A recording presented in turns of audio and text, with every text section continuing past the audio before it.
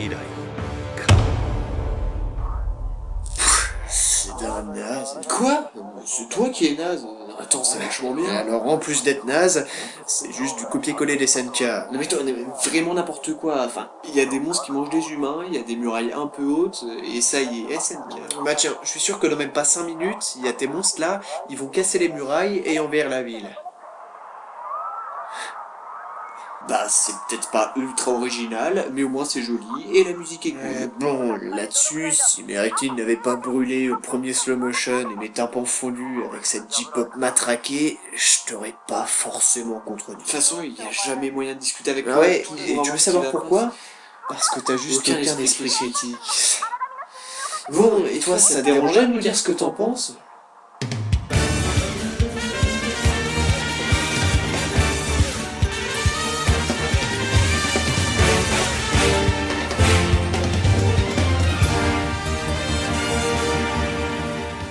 God Eater est un animé ayant débuté sa diffusion en juillet 2015 et produit du studio Ufotable, qui sont notamment connus pour avoir fait du Fate Zero, du Tales of et même du Toriko. Enfin, moi je les connais pour ça. Dont la première saison, terminée en 13 épisodes, a pris fin en mars de cette année.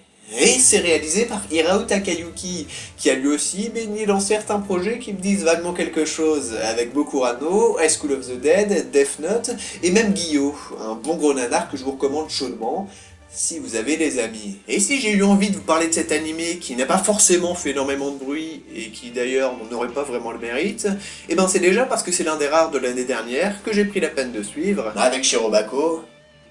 Et que ce soit de ses détracteurs ou de ses adhérents, il y a pas mal de choses qui ont été dites dessus et que je trouve intéressant de développer. A commencer donc par l'argument le plus répandu, c'est du copier-coller des SNK.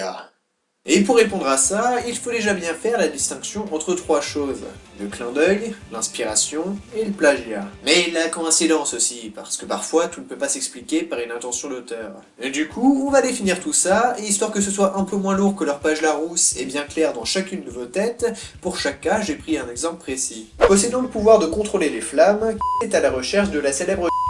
En chemin, il rencontrera la jeune et dynamique une dresseuse de monstres, accompagnée de sa petite mascotte trop choupie, et un mage rival du protagoniste qui contrôle les propriétés de l'eau. Une quête qui s'avéra un peu plus compliquée que prévu, puisque l'un de nos aventuriers souffre du mal des transports. Comme tout otaku qui se respecte, vous aurez bien sûr compris qu'il s'agit là de Buster Kill, qui n'a mais alors aucun rapport avec Fairy Tail, si ce n'est ce que je viens de vous dire, et un peu le style de dessin aussi. Évidemment, certains me diront que c'est quand même différent sur d'autres points, mais ça n'empêche que même la construction narrative du début est identique à Fairy Tail, sans que jamais l'auteur ne prenne la peine de le citer. Ça reprend la même recette, sans chercher à innover, sans même assumer, bref, pour moi, c'est du plagiat.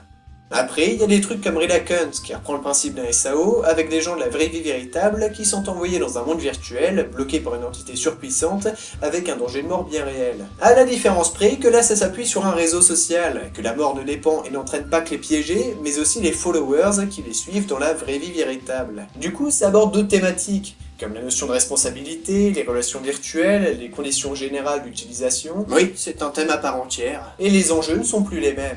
On se doute quand même que certaines idées ne viennent pas de nulle part, mais ça apporte du neuf et de la fraîcheur, donc ça va pas plus loin qu'une simple inspiration.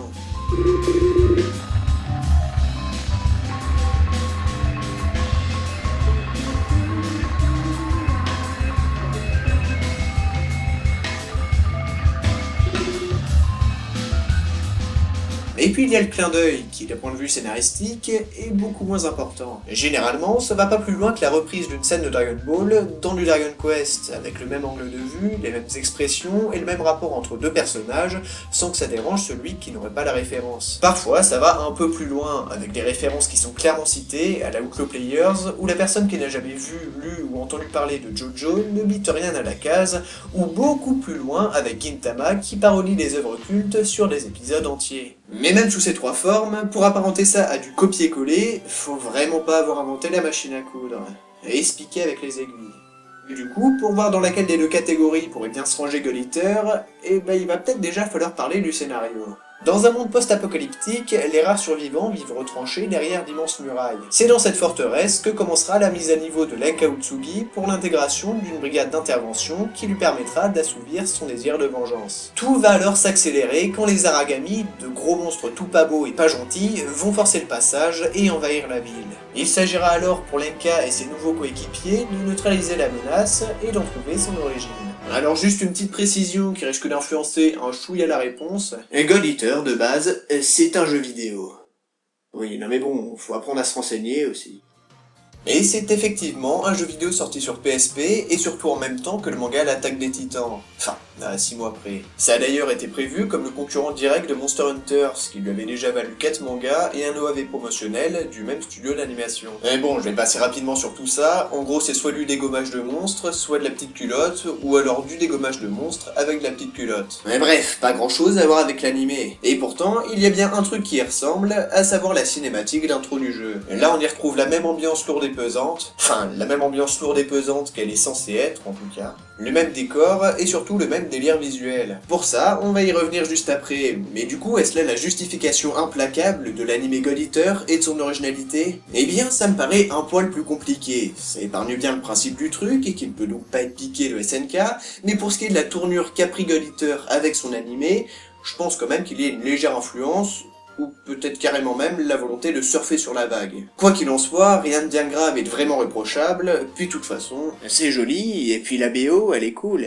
Ce qui ne met pas tout le monde d'accord, mais si on met les goûts, les couleurs et la mauvaise foi de côté, faut au moins reconnaître qu'il y a un vrai boulot d'innovation et une volonté de bien faire. Même si sur certains plans, notamment de profil, le rendu est un peu dégueu, vous pouvez faire pause à peu près n'importe quel moment et ça vous fera un très beau fond d'écran. Et je m'y connais pas grand chose, mais à ce que j'ai compris, il y a de la 3D mais il y a du cel shading, qui est une technique d'ombrage particulière, ce qui donne un rendu 2D avec des couleurs très marquées et que personnellement j'aime beaucoup.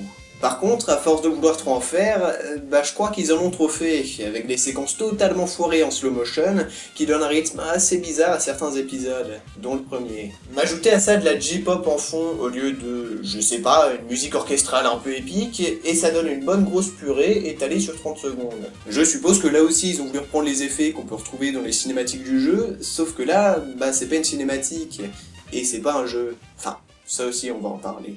Pour le reste de la bande-son, c'est les remixes du jeu qui, pour le coup, rendent bien mieux. Et on va donc passer au dernier point. C'est peut-être pas un plagiat, c'est peut-être assez joli, mais c'est vide.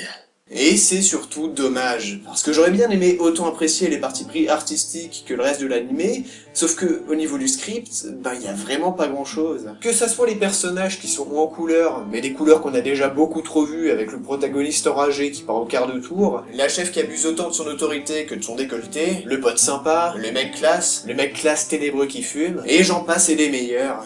Surtout les meilleurs, ou bien les Aragami qui sont juste des menaces lissées et sans caractère, ou même le scénario en lui-même qui veut pas prendre le risque de surprendre le spectateur, tout ça c'est ultra classique, et même un peu cliché. Et je viens de me rendre compte que la mise au point n'est pas bonne. Parfait. Le jeu lui-même n'a pas l'air de proposer une histoire très faux-folle, et il faut dire que s'il a été fait comme concurrent de Monster Hunter, c'est pas bien étonnant. Et au final, l'anime ne fait rien de plus que de mettre en avant les mérites du jeu, c'est-à-dire de la baston de gros monstres avec des perso-classes. Même les quartiers paraissent aussi vite que dans le jeu, et là où justement SNK joue avec la terreur que répandent les titans, là c'est juste un gros machin qui crie, avec un peu de projection de baffe tout de même, devant une femme et sa fille. Et du coup, tout repose sur les armes, les combats, des effets visuels et des éléments de gameplay, au lieu d'une narration qui tient en haleine, avec de la tension et du bon développement de personnages. Ouh, ce qu'il lui met. Mais bon, c'est quand même des choses qu'on retrouve. Certains épisodes ont leur moment de gloire, je suis pas resté impassible du début à la fin, mais ça reste trop rare, et vraiment, c'est dommage. Surtout qu'on voit toute la bonne volonté et les efforts qu'a fourni le staff pour proposer un divertissement de la meilleure qualité possible, jusqu'à repousser la date de diffusion des derniers épisodes. C'est pas pour autant un échec, il a même permis d'introduire le dernier jeu God Eater dans nos contrées européennes. Mais d'ailleurs, on entend plus parler de God Eater que de Monster Hunter Stories. Mais c'est pas non plus un bon animé, juste un bon coup marketing. Un très bon coup marketing, mais c'est dommage. Oui, c'est bon, on a compris. Quoi qu'il en soit, j'espère que cette vidéo vous aura plu. Encore navré pour la mise au point.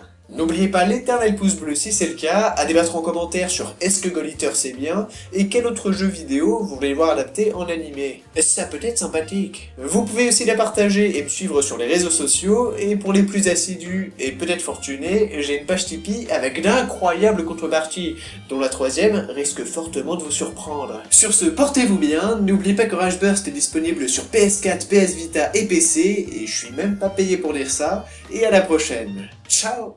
Alors, c'est bon, convaincu. La fin Vidéo est à chier. Bon, on regarde quoi maintenant? Je crois que j'ai un truc assez récent qui traîne sur le PC, ça s'appelle Cabaneri, machin, là. Ouais, vas-y, balance.